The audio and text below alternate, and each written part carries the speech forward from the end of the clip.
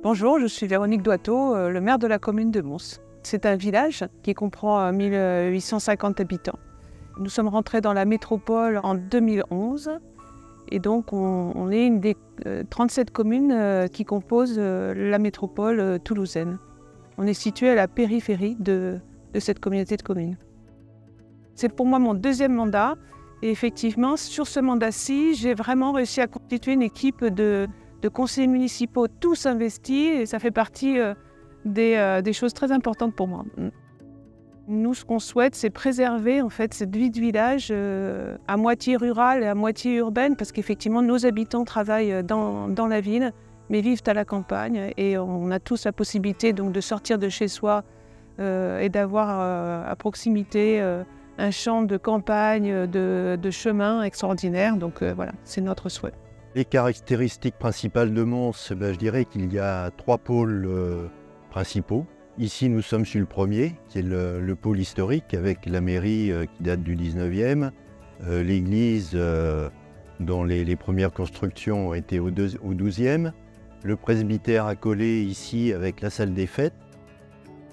Le deuxième pôle, c'est un pôle de loisirs qui est sur Monac, où nous avons une salle pour les associations, deux terrains de tennis, et puis nous avons petit à petit équipé cette zone de loisirs avec des terrains de jeu, un city stade, un skatepark et actuellement en cours, terrain de pétanque et un pump track.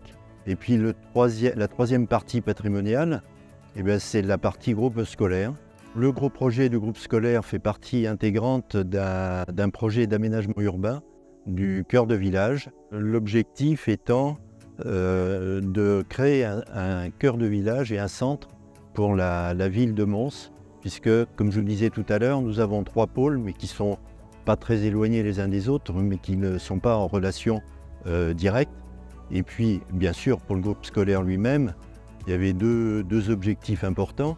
D'abord, le confort des élèves, puisque actuellement, ils sont sur 9 classes, il y en a 8 dans des préfabriqués, donc qui datent d'une trentaine d'années. Donc le confort, mais aussi les économies d'énergie, puisque des préfabriqués, comme tout le monde sait, c'est énergivore. Donc l'objectif de ce projet de groupe scolaire, c'était de supprimer toutes les classes préfabriquées, de faire dans un bâtiment en dur aux normes actuelles, notamment en matière d'économie d'énergie, puisqu'on va construire un bâtiment à énergie positive, c'est-à-dire qu'on va produire autant d'énergie qu'on va en consommer.